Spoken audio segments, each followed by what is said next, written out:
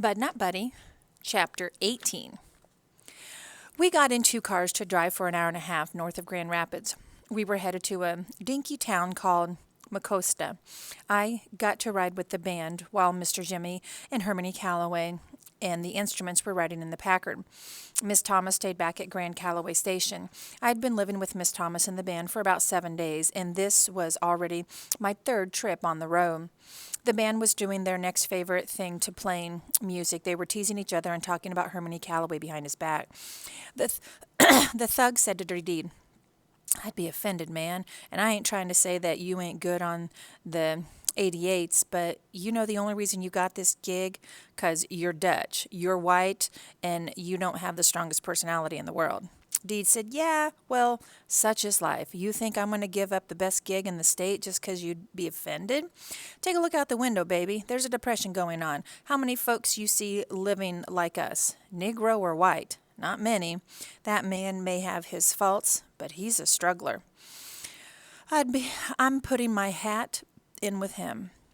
Eddie looked at me and said, But Mr. C always has a white fellow in the band for practical reasons.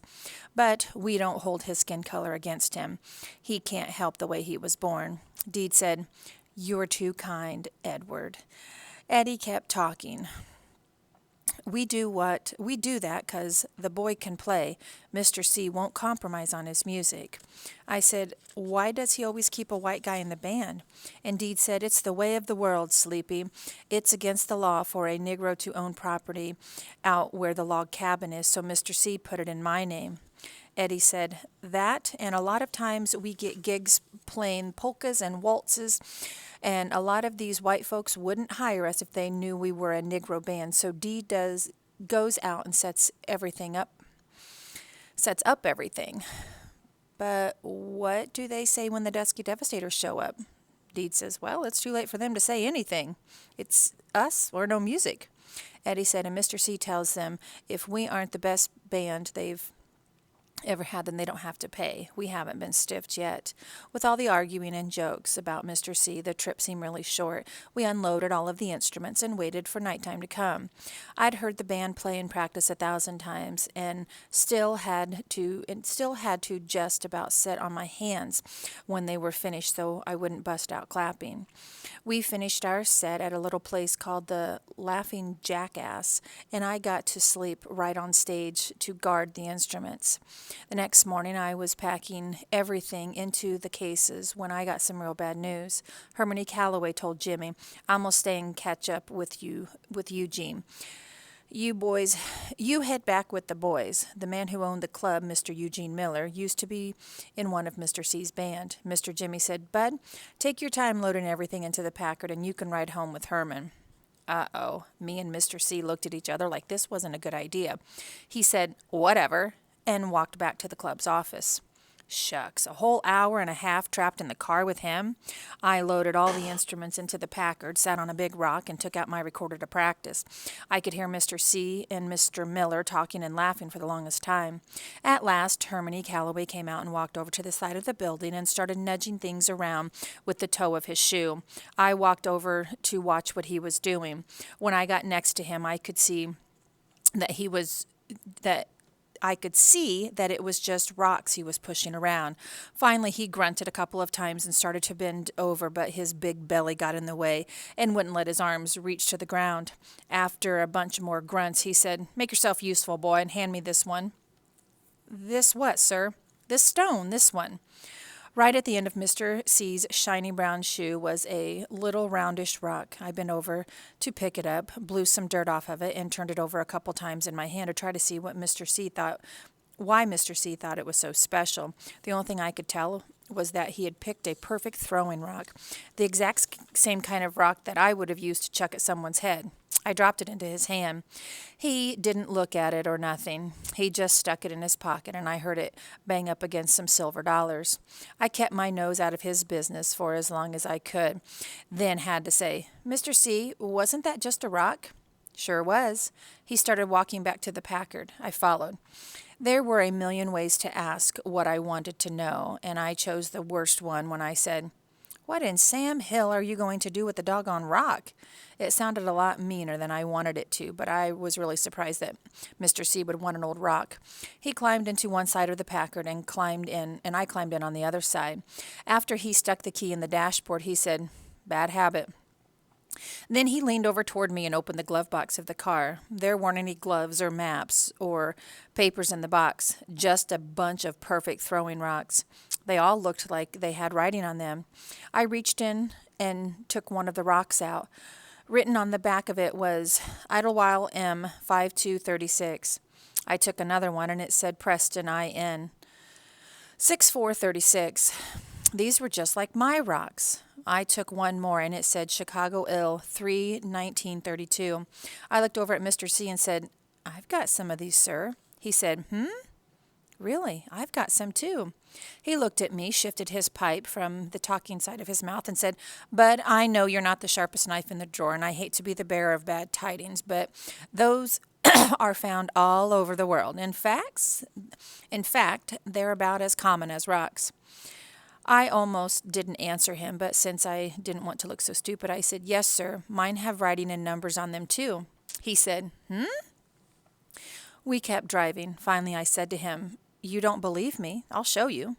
I dropped his 3 rocks into the glove box and closed it, then climbed over the front seat to get my sax case. I found it and set it on the back seat and unlocked it. As soon as I opened the top, that smell of old spit and crumbling up velvet and mildew came rushing out. It was still great.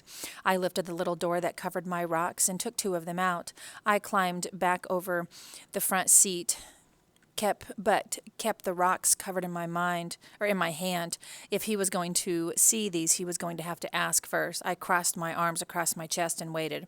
It's a good thing I've got patience, because I waited a long, long time. When we finally got back to Grand Calloway Station, Mr. Jimmy helped us unload the car. Finally, I decided that Mr. C had waited long enough. I stuffed my rocks in his face and said, "See, I told you I had some rocks like those. The only difference is mine say Flint M.8.11.11 and Gary N.6.13.12. He said, "Where did you find these? Didn't I tell you not to go rummaging around in that room you've been sleeping in?" He reached for the rocks. I don't know why, but I let him take him. He was the first person other than Bugs that I had ever let touch the rocks that my mama had given to me. Mr. C turned the rocks over and over in his hand and said, "Well, where did you get these?" Uh-oh.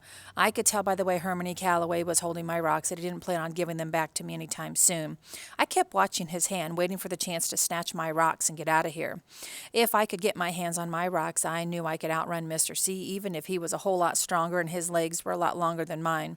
Hermione Calloway said, "Answer me. Where'd you take these from?" Mr. C sounded meaner than he ever had before. Mr. Jimmy heard him and put down the box he was carrying and walked over to us real quick.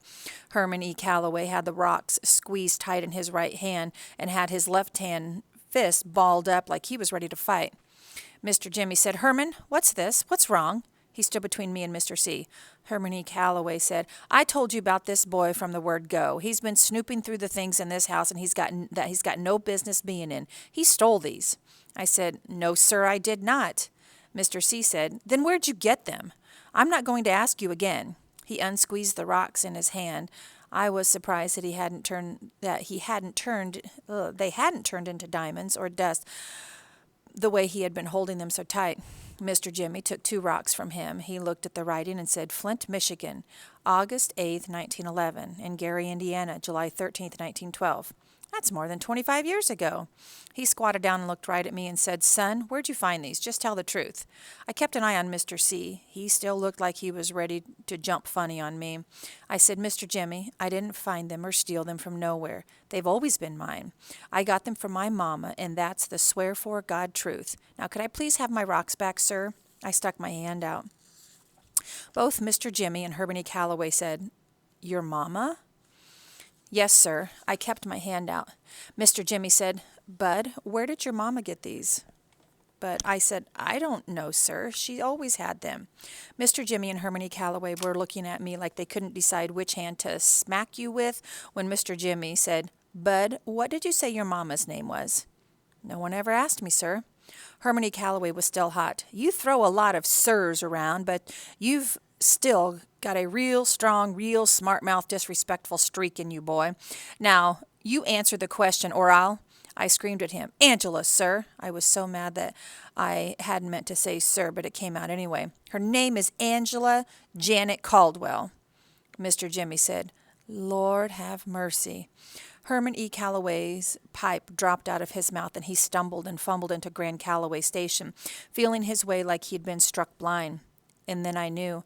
Herman E. Calloway was the best liar in the world. He had been lying to me and everybody else all along. Now there was some good proof against him, and he was all shook up. I said to Mr. Jimmy, I knew it. I knew he was my father. Mr. Jimmy was still crouched down right in front of me. He said, Bud, he's not your father. Yes, sir, he is. Then why'd he run off like that? He got caught lying after all these years. Mr. Jimmy said, Bud, that's enough. Herman is not your father, but Angela Janet is his daughter's name. If what you're saying is true, Lord help us all. It looks like Herman might be your grandfather. This was real surprising, but the thing I felt most was glad that Herman E. Calloway wasn't my dad. Shucks, who wants a daddy that on top of being so old and so doggone mean, had such a big belly? Not me.